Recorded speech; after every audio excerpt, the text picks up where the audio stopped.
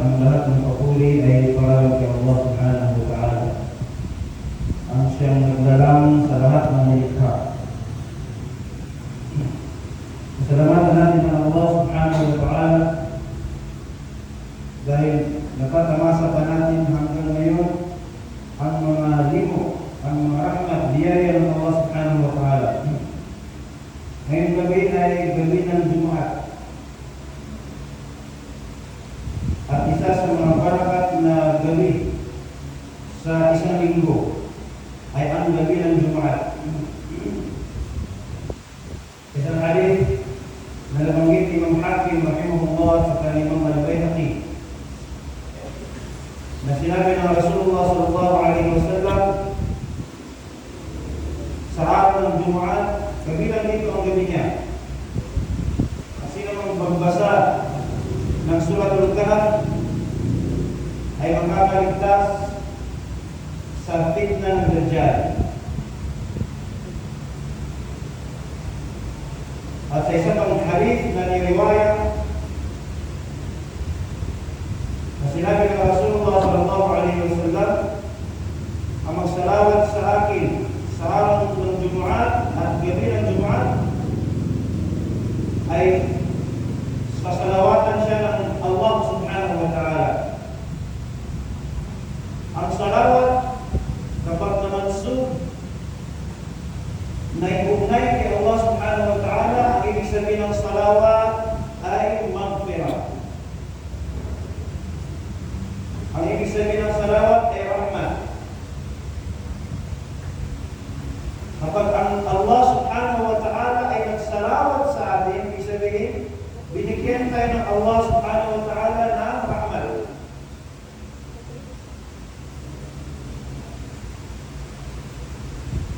So, ang tao magsalawat sa gabi ng Jumaat, sa araw ng Jumaat, ay makagamit niya ang rahmat ng Allah subhanahu wa ta'ala. Pagniyakan natin lahat, mula sa araw na ito, sa oras na ito, huli kaya bago tayo matulog, huli kaya kinabukasan after ng subok, halimbawa, ay mabasa natin ang Suratul Kahf at makasalawat tayo sa Rasulullah sallallahu alaihi wasallam. Sa mga magulang, mga kapatid na ginagalang sa Islam,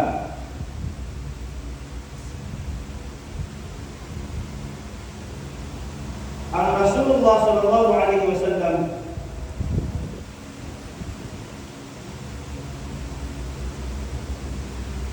nang siya ay malapit ng mawafat,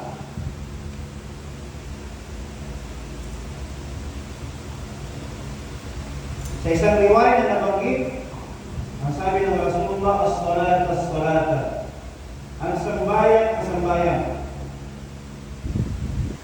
wa ma malakat aymanukum, pangalagaan niyo ang sambayan. Pangalagaan niyo ang sambayan, dalawang beses sinabi ng Rasulullah sallallahu alaihi wasallam ang salitang as-salat, sambayan. As-salata, as-salata. Kaya ang mansub o di atas ang kanyang baris. Dahil siya ay subject sa paragraph na yun na nakatago. Na ibig sabihin, sabi ng mga ulama, isa doon ang Sheikhul Hadith, si Maulana Zakaria Al-Kandahari, sa kanyang kitab na Fadail al-A'mal sa chapter ng Hayat al-Sahaba, na ang kahulugan ng dalawang sala na yun ay pangalagaan ang sambayan at ipaabot sa ibang tao, hikayatin ng ibang tao para magsambayan. Wa ma malakat aymanukum, at saka pangalagaan ninyo ang mga kanang kamay ninyong mga bingag na mga kababaihan. Ibig sabihin, ang mga kababaihan. Sa isang riwaya ng hadith na nabanggit, bago pa mawafat ang Rasul sallallahu alaihi wasallam, khiyarukum khiyarukum li ahlihi. Ang pinaka-the best sa inyo ay ang pinaka-mainam, pinaka-maayos sa kanyang pamilya. Kaya ang mga ulama ay nagbigay ng isang pagpapaliwanag. Pagkatapos ng pag-ipon ng mga hadith, mga riwaya na nabanggit mula kay Rasulullah sallallahu alaihi wasallam, ang umat na ito ay hindi lamang umat tayong mamuling umat. Pagkalipas ng Rasulullah sallallahu alaihi wasallam, ang umat na ito ay hindi lamang umat sa ibadat, na kagaya ng mga umat na nauna, tulad ng umat ng Musa alaihi salatu wassalam. Ang gawain lamang nila ay sambahin ng Allah subhanahu wa ta'ala. Ang umat ng Isa, ang gawain lamang ng umat ng Isa ay sambahin ng Allah subhanahu wa ta'ala. Wala nang iba. Ang pagpasangyaw, ang pagpapaabot ng mensahe, pag-aakay para sambahin ng Allah ta'ala ay gawain ng propeta, gawain ng mga rasul. Ang umat ay hindi nila gawain yun. Ganun din sa mga naunang mga umat. Pero ang umat na ito ay iba. Iba ito sa lahat ng mga nagdaang umat. Dahil ang umat na ito ay binigyan ng trabaho sa gaya ng trabaho ng mga propeta. Yun ay ang pag-aakay, pag-invite, pagpasangyaw, pag-encourage sa mga tao para sambahin ng Allah subhanahu wa ta'ala. May motto ang mga sahabay. Meron silang motto. Yung salitain nila, nukhrijul ibada min ibadatil ibadi ila ibadati rabbil ibadi. Ang gawain namin, sabi ng mga sahaba radhiyallahu anhum, nukhrijul ibad min ibadatil ibad. Ang gawain namin bilang umat ng Rasul sallallahu alaihi wasallam ay iniahon, pinapalabas namin ang mga taong sumasamba sa pareho niyang likha. Ibig sabihin, parehas silang makhluk, parehas silang hindi Panginoon, hindi Diyos. Nilalabas namin ang tao doon. Min ibadatil ibad, tungo ila ibadati rabbil ibad. Tungo sa pagsamba sa Diyos ng lahat ng mga nilikha, ang Allah subhanahu wa ta'ala. So yung gawain yun ay hindi lamang pala gawain ng mga propeta, kundi gawain din ng umat ng propeta sallallahu alaihi wasallam. Sallallahu alaihi wasallam. Kaya sa ayat sa Quran, tayo ang binansagan khaira ummah. Binansagan tayo khaira ummah. Ang pinaka-the best na umat. Maraming umat na dumaan. Umat ng Musa, umat ng Isa, umat ng Noah, umat ng Harun, umat ng Idris, umat ng Shu'aib, umat ng Ibrahim. Lahat ng mga propeta, may mga umat sila, pero ang pinaka-the best na umat tayo mga umat ng Rasulullah sallallahu alaihi wasallam. Sabi ng Allah subhanahu wa ta'ala, kuntum khaira ummatin ukhrijat linnas. Ayun, sabi ng Allah ta'ala, ang kalagayan ninyo ay kayo ang pinaka-the best na umat. So ngayon ang umat na ito, paano naging the best? Dahil ba sa ibadat, sa bayan natin? Kung ang pagbabasihan ng pagiging the best natin ay sambayan, talo tayo sa umat ng Musa alayhi salatu wassalam. Kung ang pagbabasihan ang simba kay Allah subhanahu wa ta'ala, talo tayo sa mga naunang mga umat.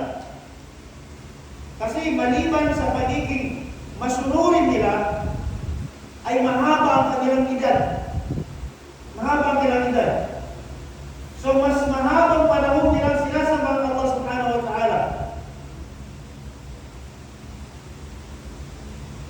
marami pang mga tao sa panahon ng Musa alayhi salatu wasalam na nagkakaedad ng 300 years. Ang lahat ng iyon ay lahat samba kay Allah subhanahu wa ta'ala. Gawain nila, sinasamba nila Allah subhanahu wa ta'ala. So bakit tayo naging khair ummah? Yung sifat. Yung khair ummah, mawsuf. Yung bagay na kinakatangian. Yung dinidescribe.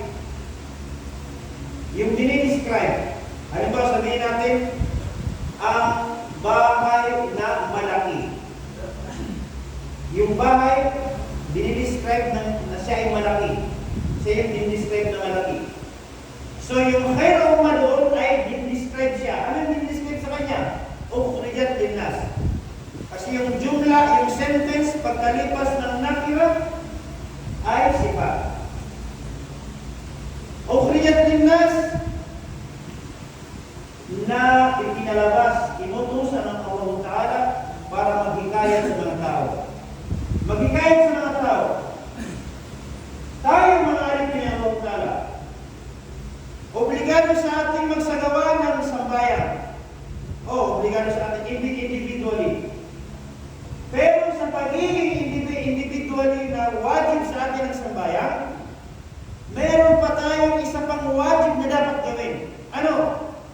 Ang hikayatin si misis, si asawa na magsambayan. Ang hikayatin si anak na magsambayan. Ang hikayatin si kapitbahay na magsambayan. Ang hikayatin si kapamilya na magsambayan. Isa sa katangian ng mu'min ay nagpapangalaga ng sambayan. Alladhina yu'minuna bil ghaibi wa yuqimuna as-salata. Pangalawang katangian ng mu'min yun. Yung mga muttaqin, yung mga mu'min, una ay yu'minuna bil ghaib. Naniniwala sila sa mga unseen. Pangalawa, yuqimuna as-salat. Yuqimuna as-salat ay yuhafiduna as-salat. Hindi yahfuduna as-salat, hindi yuhafidun bil babil musyarakat.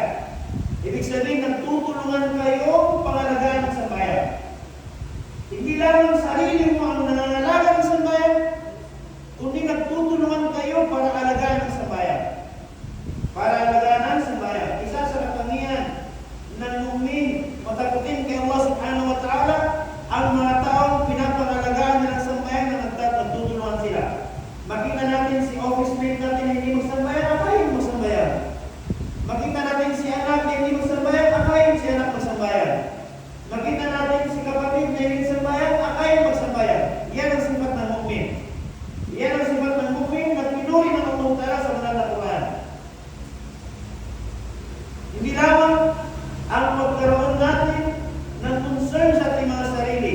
Paano tayo makaligtas sa apoy ng impyerno, bagkus magkaroon tayo ng pagsisikap para sa ganon, lahat-lahat tayo ay makaligtas sa impyerno na apoy. Yan ang pinakamalaking pamana na iniwan sa atin ng Rasulullah sallallahu alaihi wasallam. Ang pinakamalaking pamana na iniwan sa atin ng Rasulullah, pangalagaan ng sambayan, iakay ang sambayan, i-invite ang sambayan, at pangalagaan ng mga kalabaihan. Pangalagaan ng mga kalabaihan. Paano natin pangalagaan ng kalabaihan? Sa pamamagitan ng pakikijoin nila sa pag-agama. Dahil ang agama hindi lang pang lalaki. Ang agama hindi lang pang lalaki, bagkus ito ay pang lalaki, pang babae, pang bata, pang matanda. Lahat ng uri ng tao ay dapat na makijoin dito sa pag-agama ng Allah subhanahu wa ta'ala. Innal muslimina wal muslimat wal mu'minina wal mu'minat wal qanitina wal qanitat, hindi walay ng Allah. Ang muslimin at saka muslimat, lalaking muslim at babaeng muslim, mu'minina wal mu'minat wal mutasaddiqina wal mutasaddiqat. Ang lalaking muslim, babaeng muslim. Lalaking mu'min, babaeng mu'min. Ang barasadaka na lalaki at barasadaka na babae. Ang masunurin na lalaki, ang masunurin na babae. Hindi hiniwalay ng Allah Ta'ala sa pagsagawa ng agama ang babae at sa lalaki. Na dapat, kung tayo mga lalaki ay meron tayong concern, malasakit, na paano may sagawa, uli kayo mabuhay ang agama sa buong sandaigdig. Ay ganun din dapat ang mga kababaihan. Magkaroon din sila ng concern malasakit. Sa gaya ng malasakit na meron sa Rasulullah sallallahu alaihi wasallam.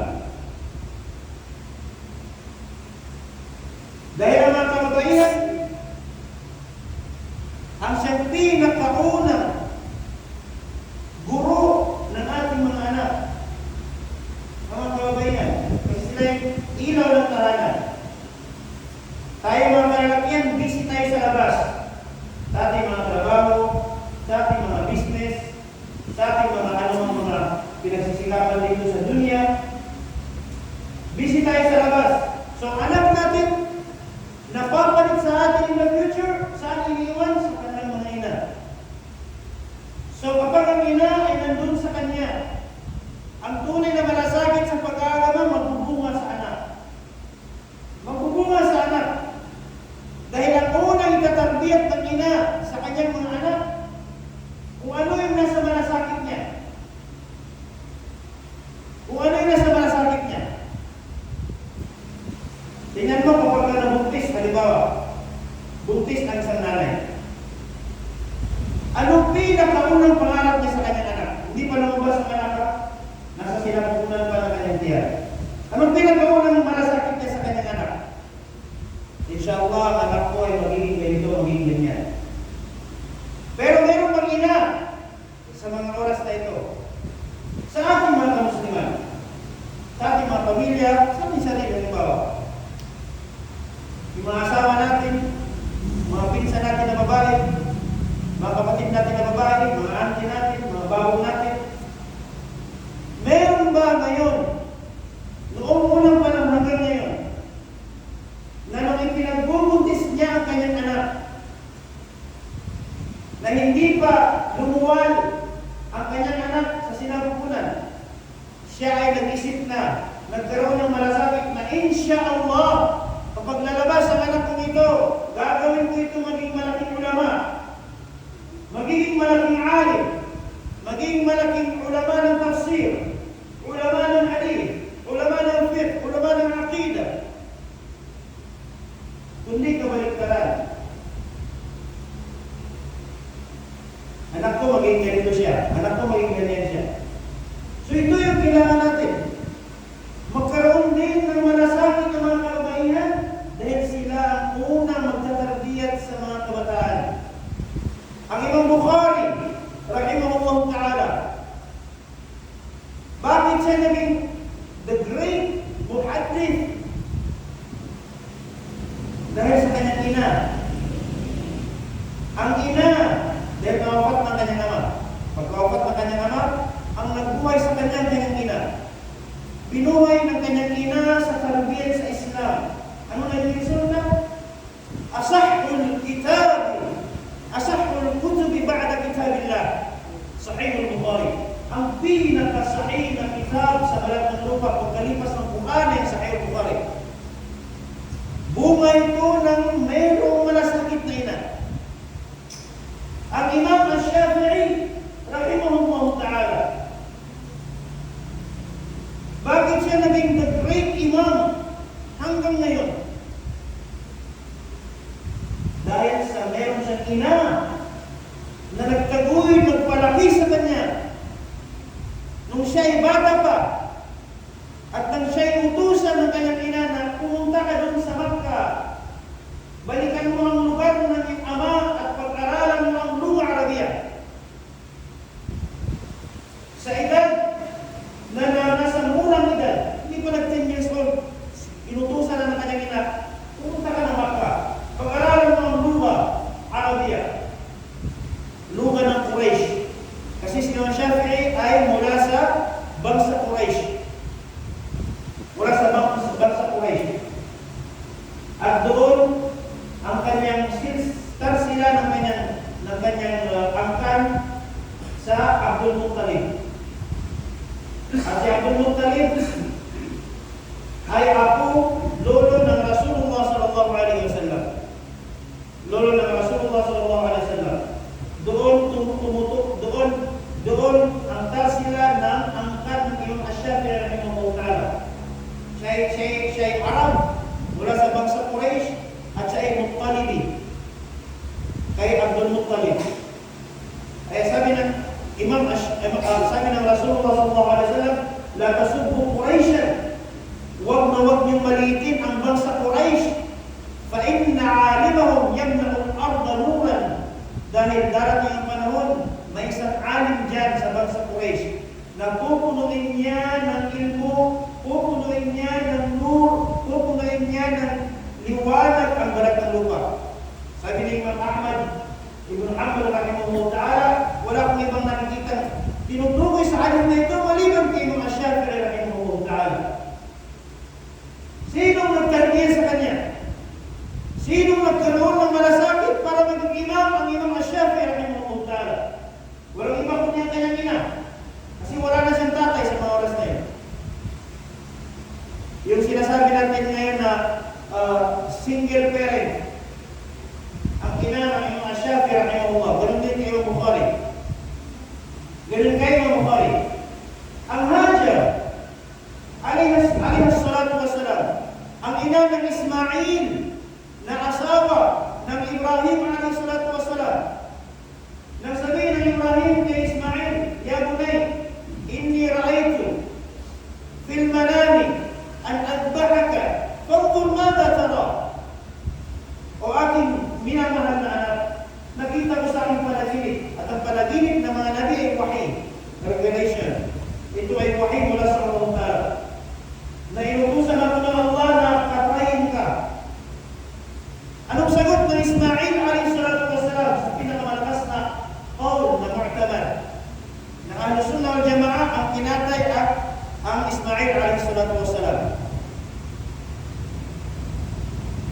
ya abati if'al ma tu'mar satajiduni insya'allahu minas sabirin.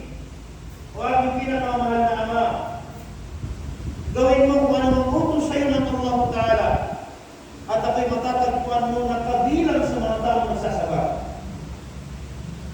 Bakit nagkaroon ng ganong matiisin, ganong kaumangan, hikmah, ganong ka-wisdom ang isang maliit na bata na si Ismail?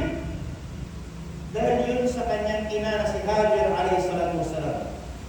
Kaya mga kaibigan, kapag sila ang nagkaroon ng malasakit sa Islam, kapag sila ang nagtrabaho, silang nagsikap sa pagtataguyod, sa pagpapalaganap ng Islam, sila ang mas malaking impact sa ating komunidad. Kaya naman kapag sila rin naman ang gumawa ng mga pagdudungis, lalo na sa pamilya, dinungisan ng pamilya, hindi ba napakalaking impact sa atin ang kanilang pagsagawa ng pagdungis sa ating pamilya, sa ating bansa, lalo sa ating anak? Ngunit kapag ang mga kababayan, sila naman ang nagsikap para palakasin ang agapan ng Allah subhanahu wa ta'ala, ay lilitawan tayo, lalabasan tayo. Walang imposible na mayroong lumabas na Ash-Shafi'i As-Saghir, Shafi'i Junior sa mga lugar natin. Walang imposible. Kung si Imam Shafi'i Senior, maaaring dito sa Maputi, insyaAllah, darating ang panahon, mayroong lumabas dito na Shafi'i Junior. Sa mga ulama ng tafsir naman, Razi Junior. Si Imam Razi, rahimahullah ta'ala, isa sa mga great scholar ng Madhab Shafi'i. Ngunit siya ay sa tafsir. Mayroon siyang kitab na Tafsirul Kabir. Walang imposible, darating ang panahon sa mga lugar natin, may lilitaw na junior na Imam Al-Razi, junior na Imam Bukhari, junior na Imam Muslim, junior na Imam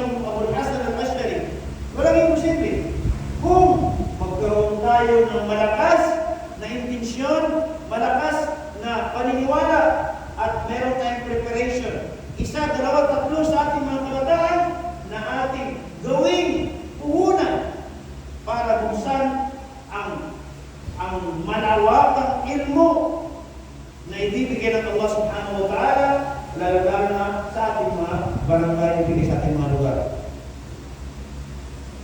Ang Allah subhanahu wa ta'ala ay naglikha ng dalawang hidayah, dalawang guidance. Unang guidance ay hidayah mawjuda. Pangalawa, hidayah maqluba. Ang hidayah mawjuda, yun yung guidance na no need to, hindi mo na kailangan pang pag-aralan, hindi mo na kailangan pang pagsikapan para makamit mo yung guidance na yun. Halimbawa yung magsulat, para matuto ka magsulat, mag-practice ka magsulat.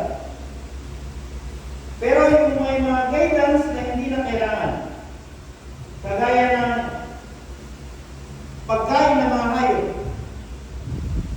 Yung kambing, halimbawa yung kambing kahit maliit na kambing, kilala niya kung ano yung damo at ano yung tayo. Hindi yung kagaya ng tayo. Ang kambing may kakainin niya yung damo. Kahit yung bata pa, kakainin niya yung damo, hindi yung marumit. Hindi kagaya ng tao. Yung 1 year old, hindi kaya bilaw pa sa 1 year old. Lagyan mo ng cake at saka madumi, hindi alam kung saan yung cake, saan yung madumi. Kasi magkaiba yung hidayat, yung guidance ng tao, at yung guidance na sa hayop. Ang sa hayop ay hidayah mawjuda, nandun na. Pagpapalanak sa kanila, automatically may guidance ng Allah subhanahu wa ta'ala.